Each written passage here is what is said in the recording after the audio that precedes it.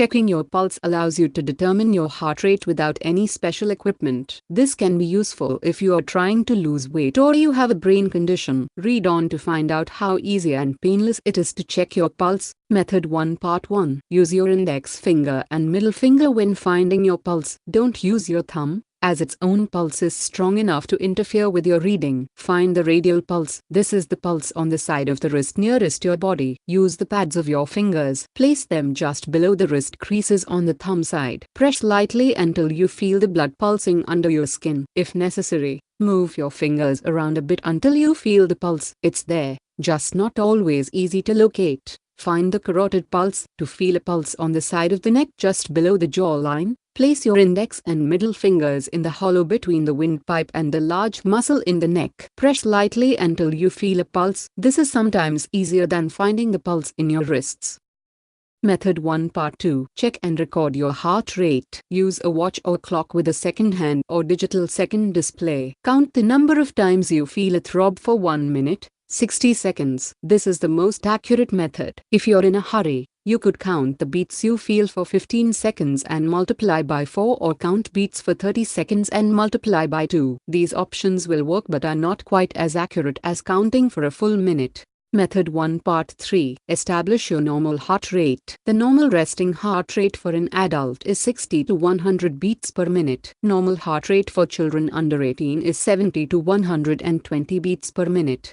This applies to a person who is at rest. Any physical activity will increase the pulse rate. Method 1 Part 4. Check the strength of the pulse to see if it is strong or weak. The strength of your pulse cannot be calculated precisely, but experienced professionals will characterize a pulse as weak, faint, strong, or bounding. This is an indication of the health of the heart and vascular system. Method 1 Part 5. Check the rhythm of your pulse. You're looking for regularity of pulsations and the pauses between them. If your pulse is steady, note it as regular. If you detect a skip or other fluctuation in the pulse, it may be termed irregular. This is not necessarily a cause for alarm, but if you note a consistent irregularity, you should seek medical advice, as noted below. What to do if you can't find your pulse? Method 2 Part 1. Try using your fingertips instead of laying your fingers across your wrist. Place the tips in different places and stop at each location for 5 seconds. What to do if you can't find your pulse?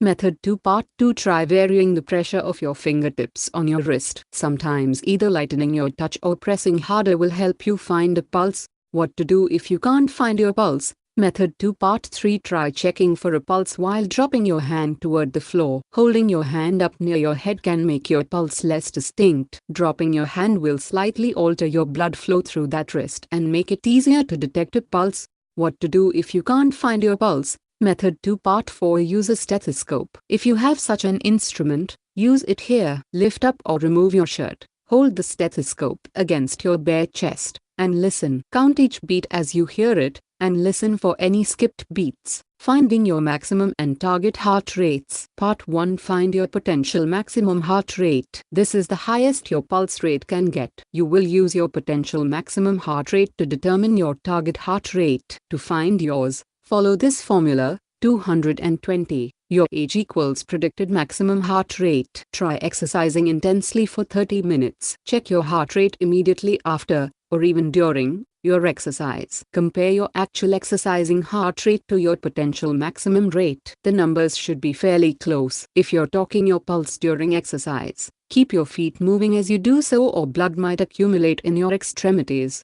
Finding your maximum and target heart rates. Part 2. Find your target heart rate. This is 60 to 85% of your maximum heart rate. The reason there is a range rather than a solid number is that everyone has a different fitness level. While you exercise, check your pulse for 15 seconds.